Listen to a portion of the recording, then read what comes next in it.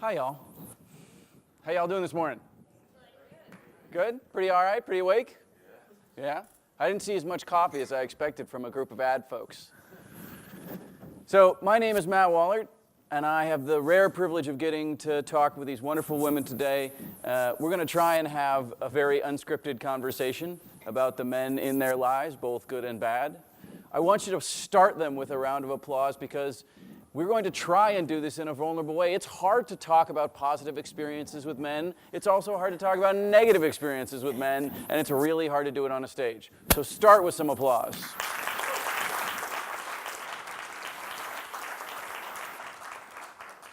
I'm going to let them introduce themselves because I always think it's a little weird when other people introduce me. But I just want to say thank you all for showing up and being in this room. This is an incredibly important conversation for men to be having. About 60% of men don't see the point. When we survey them, they're like, yeah, I don't get why I would go to a gender-focused event. That's a really scary statistic for me, that 60% of men just don't get it. You are the other 40%. So the best thing that you can do is start to help those 60% see how they need to be in the room. And to make sure that next year we have a bigger room, and a bigger room, and a bigger room, till eventually we don't have to have this conversation anymore, because that's the goal. The goal is someday men are so fully woke to this problem that we don't have to talk about it, we just understand. On that note, Threefifths. Hey. Tell us a little bit about yourself. Hey, guys. Thank you. Oh, God, I haven't even done anything yet. What's up, everybody? I'm Goddess Rivera. I'm Director of Inclusion and Cultural Strategy at VML, based out of the New York City office. So I'm really just excited to be here today. I think this is a really important topic that we often don't get a platform to really just talk about and dissect, hopefully in the way that we will today. I've had some amazing men in my life who've been incredibly supportive, and also a few detractors, but not many. So I'm really excited to talk about how men can support women and how important it is and kind of the impact that it's made on my life. And just being in a position where now I can help to evolve our inclusion and diversity strategies and also even how people are represented in the work. I think it's such an important part of advertising when we think about diversity and think about how different people can work together, and that is absolutely important in the gender space. So this is gonna be a great conversation. And I hope y'all out there tweeting, because you know how I am. So get your hashtags ready. And I see a few of my friends here who I know have my back here. Hello. Hey, Bennett. Okay. And Michelle Saleo. Hi, everyone. Michelle Cilio. I am Chief Growth Officer at a mid-sized agency in San Francisco called 11. I've been there 13 years. I'm one of 7 partners at the agency, myself and 6 men. So I have a lot of experience being one of the only women in the room. Prior to being at 11, I was at home with my kids, raising my kids for about 6 years. And before that, career at Halrini and Partners and in San Francisco, Deutsch New York, and a small agency in New York City called Caprilli and O'Leary. So lots of creative shops, independent shops. I grew up in this business. I love this business, and I do everything that I possibly can to support women and to make the issues that women face every day, trying to do it all and have it all, as easy as possible for us in this world. So thank you, and I'm really excited to be here as well. Awesome. So let's actually start with that, because one of the things that came through clearly when we all chatted was how much you really do love this industry. And because you've had a great breadth of experiences, do you remember the first sort of like moment that gender entered into your consciousness in the industry? Right, when you were sort of like take it back a little bit. Do you remember the first man? Was it good? Was it bad? Like, what was the first gendered moment for you? The first negative gendered moment was when I was looked at by my supervisor in Las Vegas and kind of told, you can't come with us. And it was probably around 2 in the morning, and they were going to a strip club, and I didn't know where they were going at the time. But I must have been, I'm going to guess, 28 years old. And it wasn't horrible. It was just whatever, it's been a long night. I'm going to go back to my room. And yeah, so that was. But that kind of, going out, those drinks after work kind of events are where so much of this stuff happens, right? And so it's so easy to sort of feel like, oh, I'm just not part of that moment, especially when the moment is obviously a highly gendered one. You asked a very pointed question, so it was easy for me to kind of remember that moment. I didn't feel bad about it, it was just what it was. Yeah. And first positive moment? Positive moment, I have a great one. I had the pleasure of working with Donnie Deutsch for a couple of years, very early in his career in advertising. And what he did for me was he asked my opinion all the time, no matter what we were chatting about, whether it was with clients, internal meetings. He asked me over and over again, Michelle, what do you think? Michelle, what do you think? And it wasn't just me, it was all the women that we were engaged in. But what it did for me was not only made me feel good that my opinion mattered, but it put me in a position to show up with a point of view and feel the importance of having a point of view. And it was early in my career when those experiences occurred, and it put, for me, a very key learning moment for me. So really, so being invited to show up with an opinion, having that be an active part, and then that really challenging you to sort of push forward. And the importance of having a voice in the room at such a young, formative time in my career made me, I believe, better at having points of view later in my career. Yeah, absolutely, and that notion of inviting too, which is such a key sort of. It's not just creating space; it's actually sort of saying like, "What do you think?" Yeah, Keith talked a lot about encouragement, and it was Donnie's way of encouraging, inviting me to share my voice. Rivera, positives, negatives, early career thoughts? Oh my goodness, I think for me, and just we're talking about, I think the whole theme of 3% this year is intersectionality and how some of those things play out. So I think for me, being a Black woman, I remember just walking into one of my first jobs out of college and walking into the management office. You're immediately an other. Everyone there is a white man.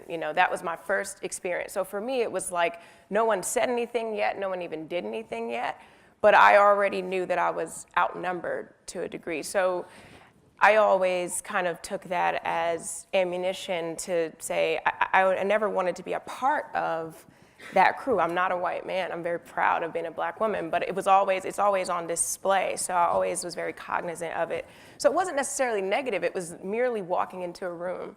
And I think that's probably a lot of stories for a lot of Black women and people of color, women of color out there who are kind of fighting this double battle as well when it comes to representation, and that's why intersectionality is so important.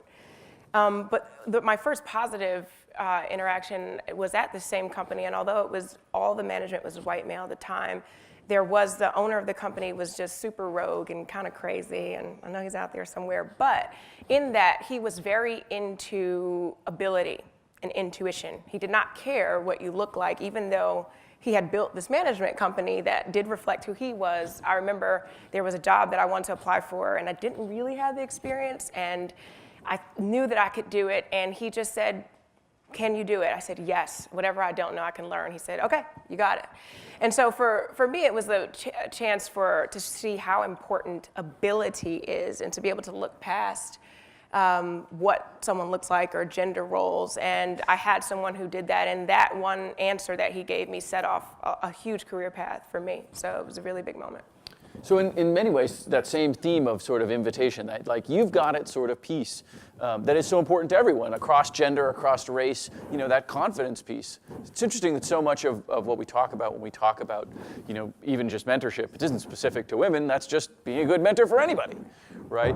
And so some of that really, I think, shines through. One of us is hitting, it's probably me. Who knows? We'll just shout. We can turn these things off. I don't need them. You said something about taking some time off for kids, and I want to go there because I know that came up really, importantly in our conversation, right? All three of us are parents and are in our various ways struggling with the ways of being a parent. I actually want to start with Goddess, because I think you really started with talking about your husband, both, the good things and the bad things, right, that hubby has done. Do you want to sort of talk us through how you guys made the decision together and what that sort of meant for both of you? Yeah, I think, and this is kind of one of the things when we first started talking about this, I like to challenge stuff, if you guys haven't figured that out about me yet. And one of the things that I think is people just kind of fall into are gender roles.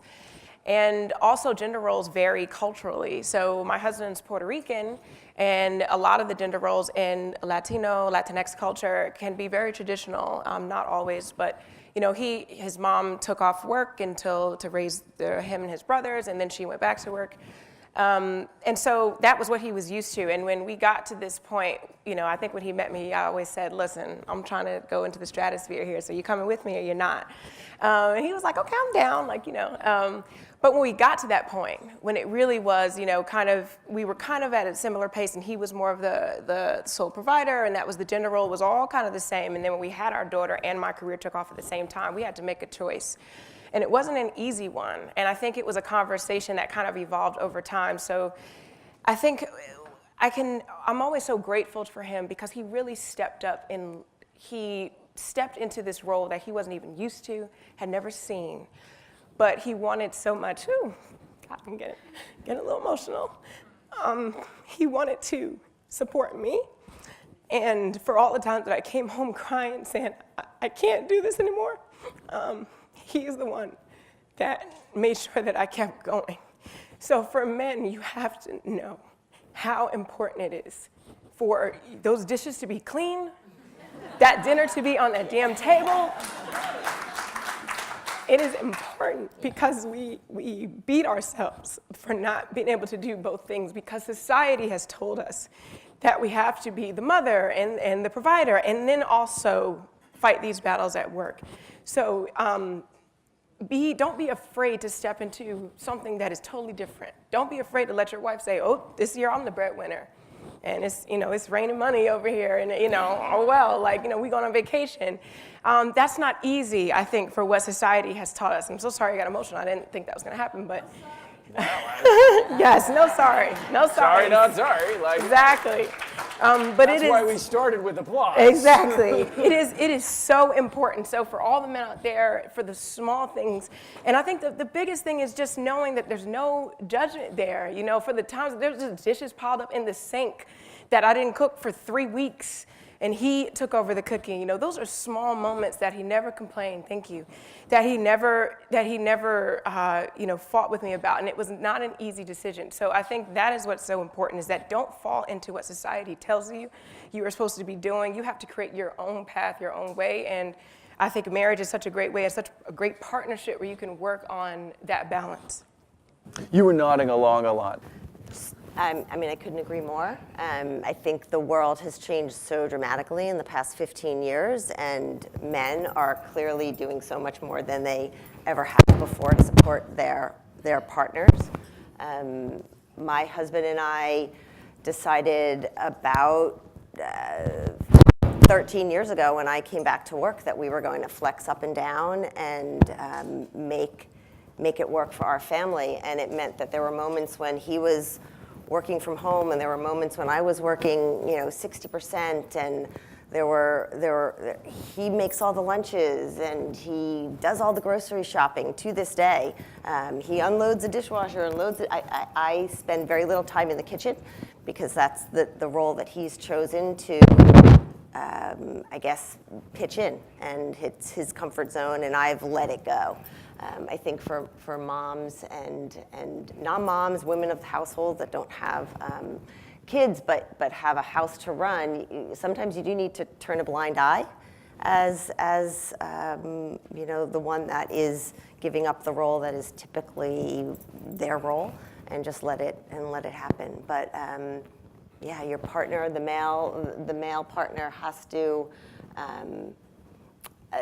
also one thing that you said, Goddess, is just, you didn't actually use the word guilt, but there's so much guilt that we live with for not delivering 110% in that particular home role, that anything that men can do to make it okay is super helpful. So let's double click on that for a second. Like, what do you think men can do? Is it about, recognition of the gifts? Is it about men using the word guilt? You both used conversation and discussion were words that came up for both of you. Yeah. Men are socialized in a particular way, right? Flowers and candy, right? Like that's our expected way of being supportive. What are the other ways that the men in the room can really apply?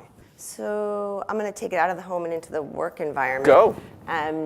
I think lots of us have flexible schedules these days, and we leave most often to deal with parenting things that are necessary. Lots of us have arrangements with our offices around leaving early.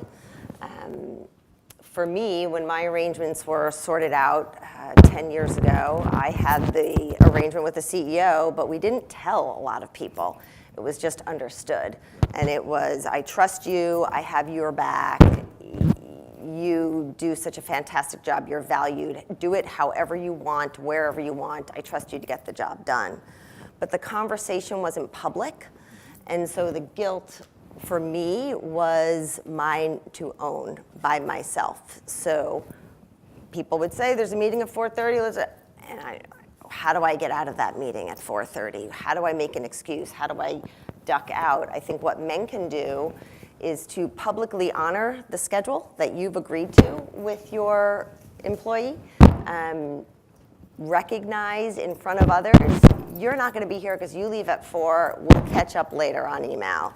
Or I've got your back, don't worry about it, we can do that meeting without you. I think publicly acknowledging the flexibility that people have is super helpful, and it relieves the guilt.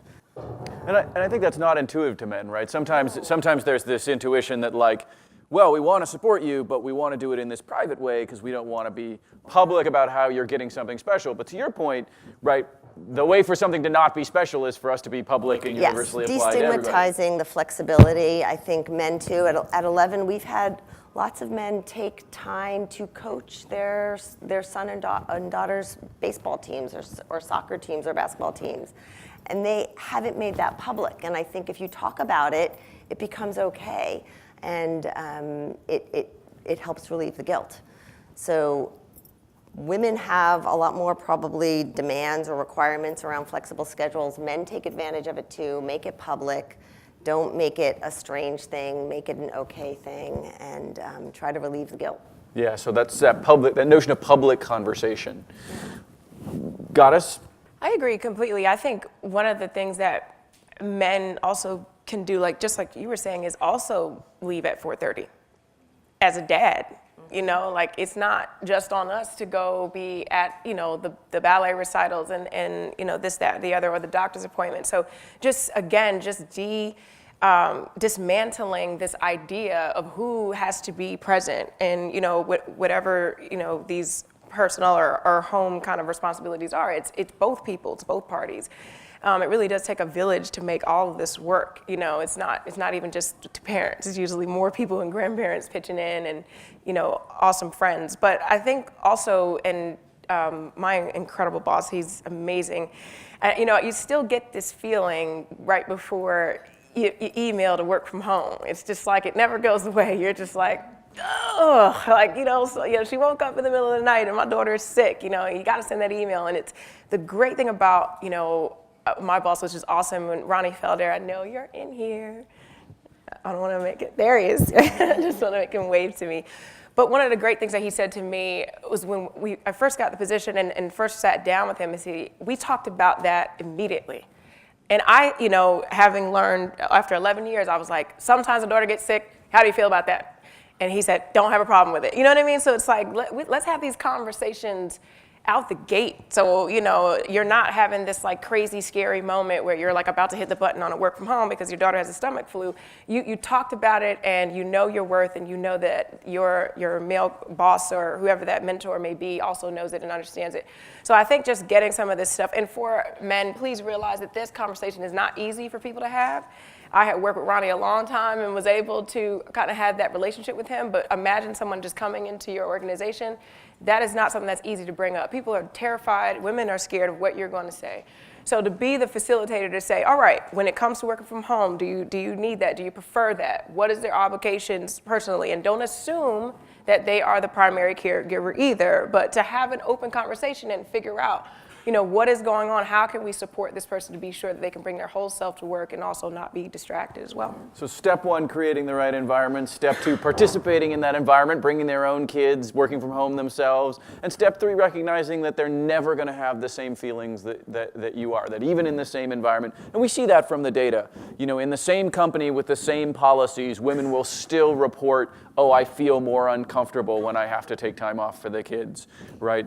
And so recognizing that, hey, women are socialized differently than men, and so even in the same environment, they're gonna face a different sense of guilt, a different sense of responsibility. And men, we benefit from systems of sexism, right? As a white dude, like, I derive a lot of power for being a white dude. And that means it's actively on me to do this disassembling, right? You know, as Gada sort of talks about, like, okay, we need to unmake this system. Well, men need to be the unmakers, right? And so, can you talk about we're comfortable now. Let's go a little towards the negative. Can you talk about some times where you wish men had done it differently? Right, where it doesn't have to be actively negative, but places where there were gaps where you wish they had stepped a little farther forward. I think more conversation. I think part of what I was just alluding to earlier, giving certain access or leeway or flexibility is wonderful and such a privilege, but continuing that dialogue and managing and encouraging and supporting throughout would have helped me get through those earlier years when I was adjusting to that kind of a flexible life. So feeling like sometimes men had the conversation, but it was we've had the conversation, check, bye, as opposed to the, continual, what new things do you need? What do we need to change? That continual process. I think I was amazed annually at my reviews that things were good. And I wish I had had more check-ins along the way to not wait annually to find out that I was doing a pretty good job of this. So just more communication. Was there a place where you feel men could step forward, where they could have done more, where there's gaps that need closing? I've had pretty negative experiences before, and I think that's one of the things that gets uncomfortable. You just talked about kind of your privilege, and when you're talking about dismantling privilege and power, what happens is when you level that playing field, there's more people to compete with, right?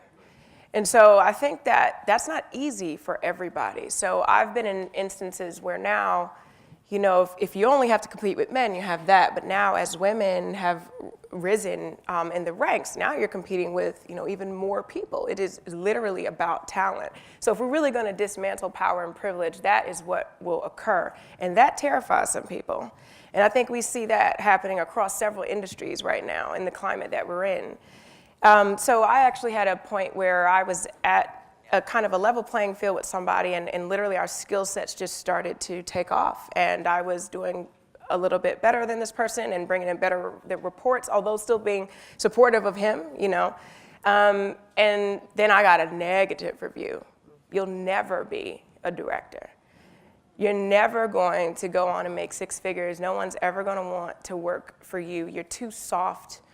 And you could tell it was in direct retaliation to how I was excelling. And one of the other things that's important as well is that I have managed people before, and I've had great managers. I always manage with dignity and respect first. And I don't need to act like a bitch to be a good manager.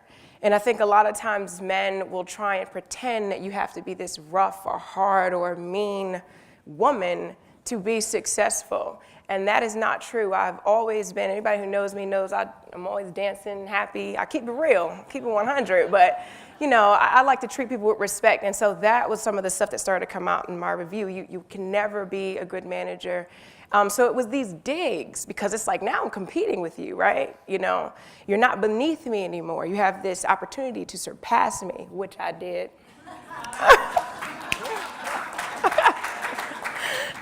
Hope he saw that Adweek piece.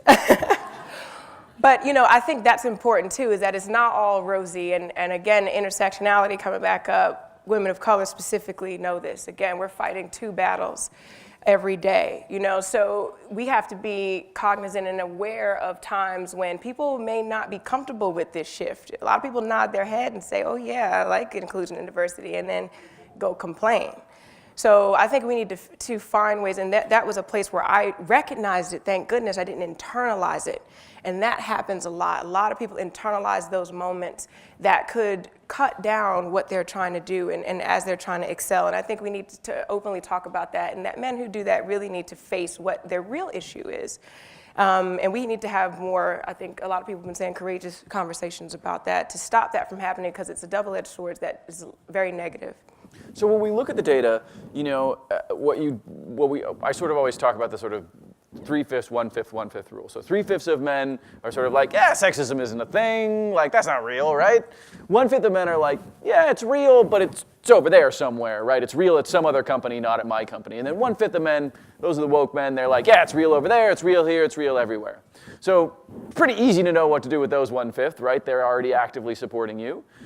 What do you think, the 3/5 are really hard, right? The men that don't think sexism is a real thing, right, to your point, you know, it's unclear how to reach them.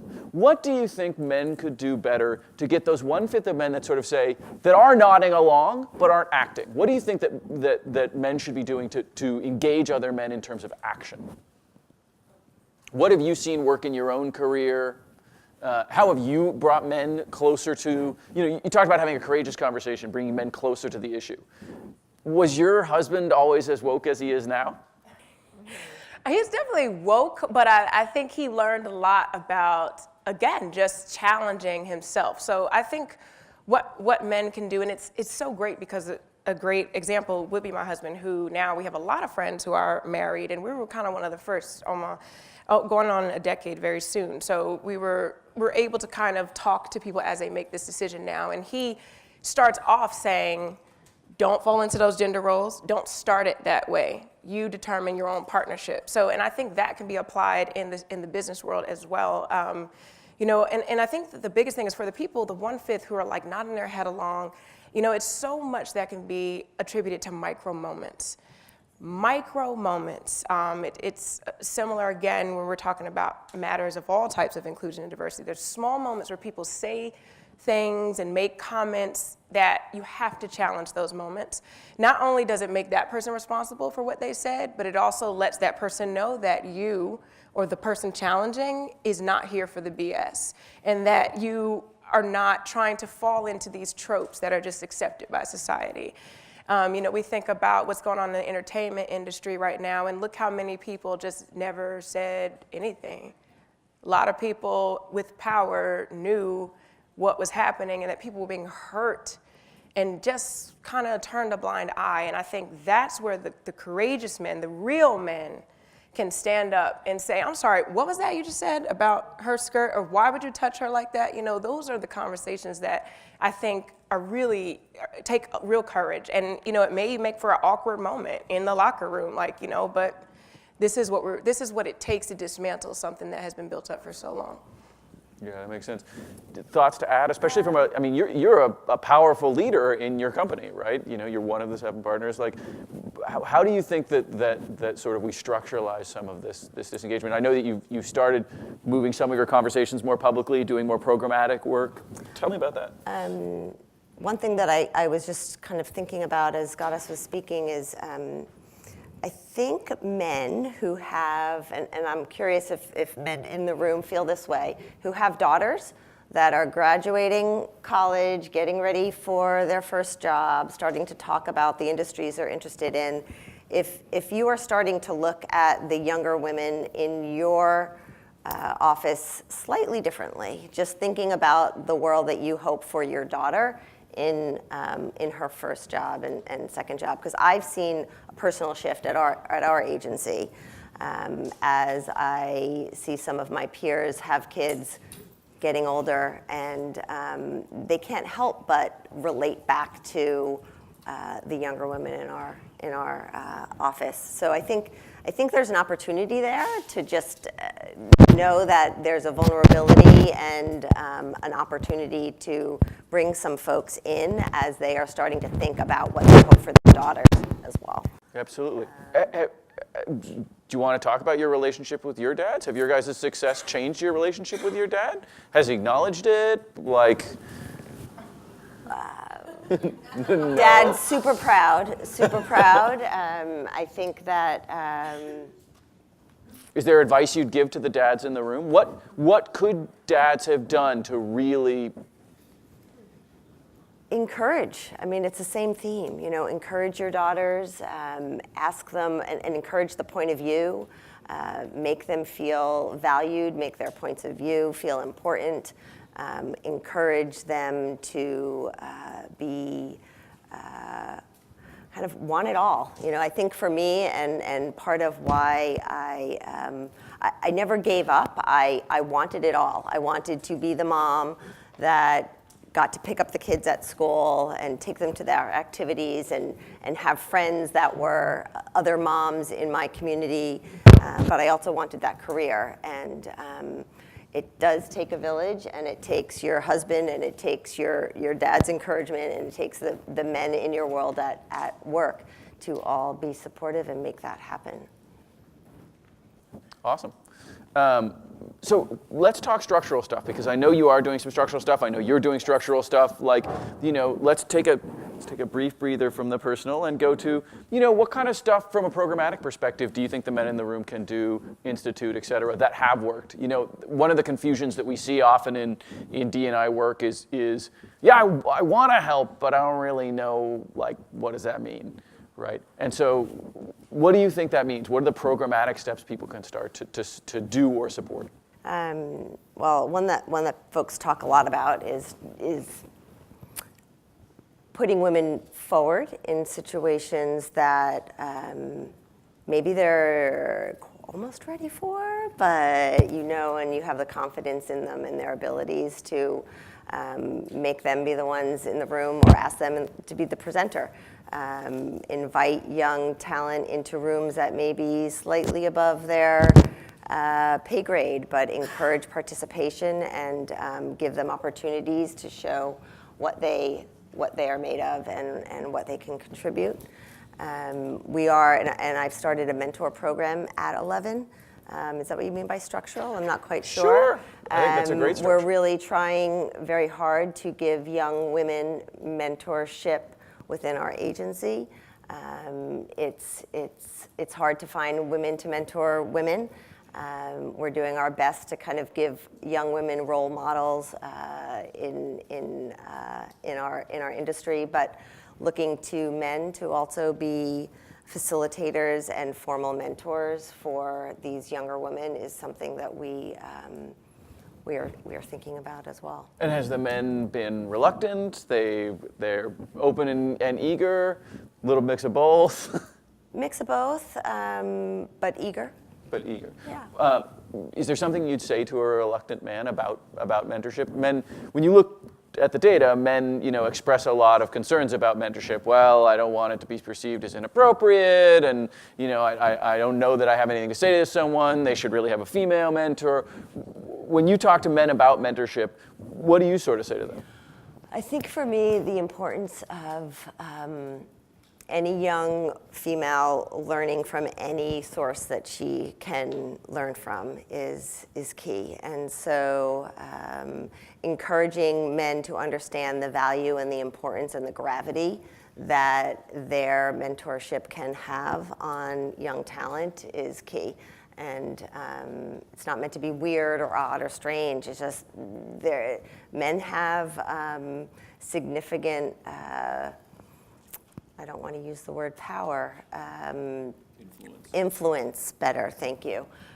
Influence in our industry and in the abilities that they have to actually grow talent in that way. It's just, I'm not really,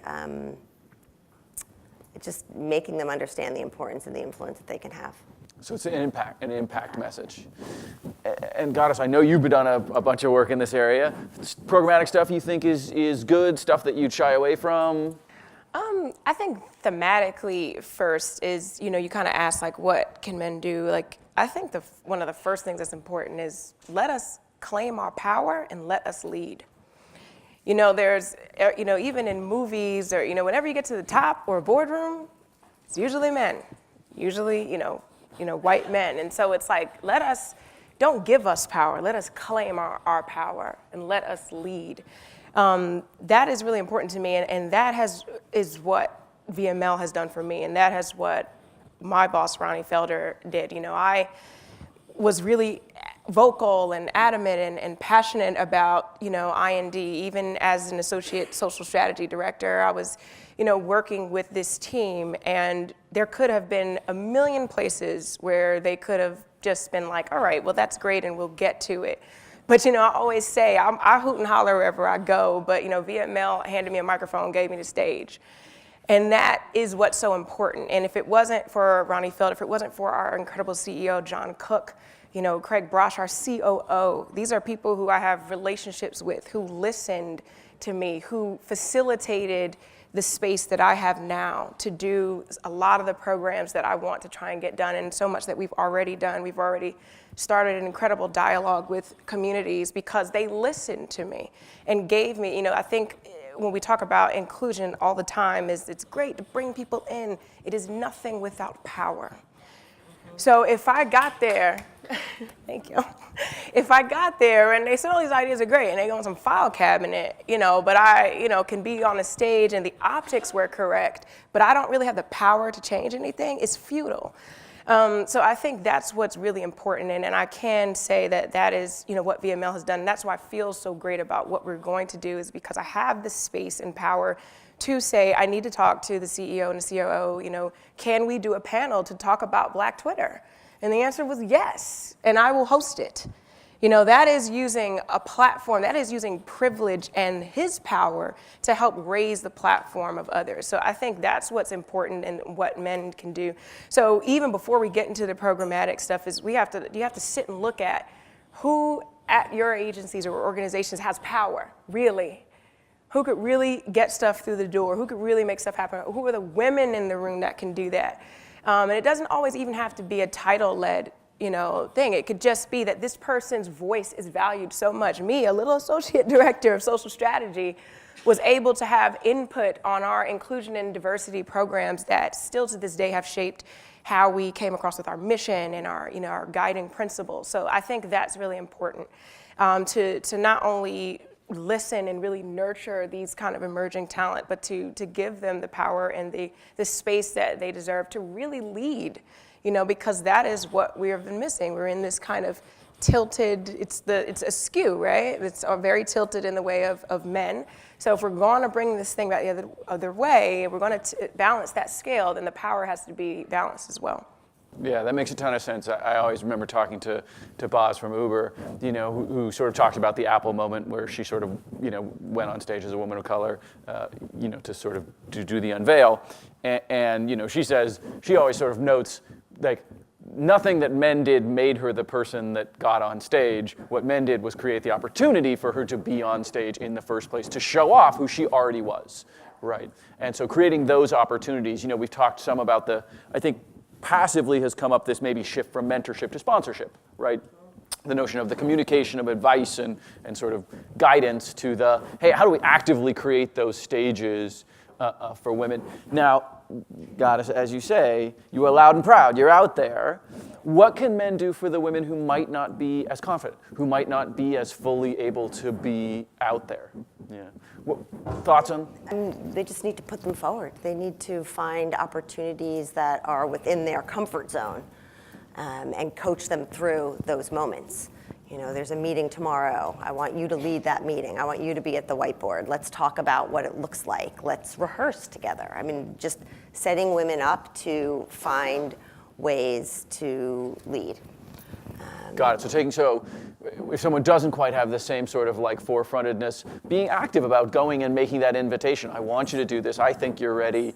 Setting that, not lowering the bar, but setting a high bar and saying, I believe you can do it. Exactly. There were a couple of moments early in my career where my male bosses put me forward, whether it was in front of 200 Saturn car dealers or other client experiences, where I was asked very early in my career to be up and present, which was daunting and scary and worrisome at the time, but with the proper encouragement and preparation, I got there, and those were moments that I still to this day look at as defining moments, because it built that confidence that I wouldn't have necessarily felt that I was capable of at that moment. So we only have about 4 minutes left. This went by way too fast, and we could do this all day. So I want to clear the last 4.5 minutes for your closing thoughts, right? An unguided, unquestioned, what do you think is so important? And specifically, I know there's some women in the room, and it's lovely that you're here, but I'm talking to men for a second. What do you want these men to hear from you that we haven't said already?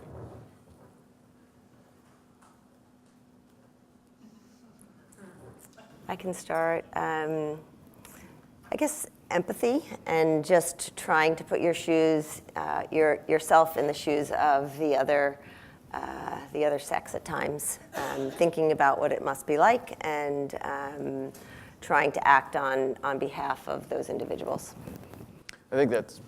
I love this notion of empathy. We could spend a whole nother half an hour on sort of like, how do you get to that place of really understanding, because we talked about earlier, right? If there's that first step of sort of, how do you invite people into the room, and then that second step of doing it yourself, and that third step of recognizing that no matter what you think it's like, you can't imagine what all of these micro moments add up to, right? That's so hard for men to inhabit, and it really does make that empathy point so important. Thank you so much for bringing that up.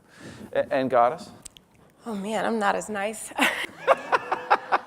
This is a room where we can be mean. I'm a terrible person, so. Not that I'm going to be mean, but I don't want to let men off the hook so easy. I think that listen, if you're in a system that is benefiting you, you must understand what it is doing to people who are not being benefited, right? That's an active, they're being negatively affected by this system which you benefit from. So I feel like you need to work twice as hard. You need to work twice as hard to understand how it is that you can level this playing field. We all know that it's important for better work, better experiences, that to have diverse perspectives. So if we're really going to get there, then we have to have the group that is literally benefiting right now work twice as hard, and that includes. We brought up daughters, but sons too. Sons too. Treat your sons and your daughters the same. Don't tell your daughter she can't get dirty when she's playing, and then let your son jump in the mud puddle. There's these small, again, micro moments, so that I think people really can start to think about how they can affect change. And for men, I feel like, you've been resting on your laurels, so it's time to put this work in now. It's time to sit and talk to women about how you can be better and understanding, how you can elevate the playing field, how you can give more access to women to power, and shares a lot of that privilege that we are attempting to dismantle and level. So I think, again, this goes across the board in any system where one group is benefiting and another is, oppressed, is that it's not on the job of the oppressed to fix this. It is on the job of those who are doing the oppressing, and it sounds like really harsh language. I told you I'm not that nice, sorry. But it's true, and I think that we need to do a little bit more to kind of kick our men into high gear, and that does start with fathers and sons, and showing from a beginning age how we can start to not fall into these kind of societal pitfalls, because it's going to take a long time to dismantle what people just know and follow by instinct. So we have to actively challenge that in every way, every day. And I think businesses, again, organizations can do that by trying to find ways to listen to and really elevate voices that they normally would skip over. And it may feel, and I think we're getting into that space where diversity is getting a little, like it's getting a kind of a negative connotation because people feel like people are getting special treatment. But then we're ignoring the special treatment that has been going on forever, you know, and it's still happening. So I think that is important, and it's going to be uncomfortable. It's not going to be easy. It's going to be messy, but that's what it takes for change. Goddess Michelle, thank you. Big round of applause.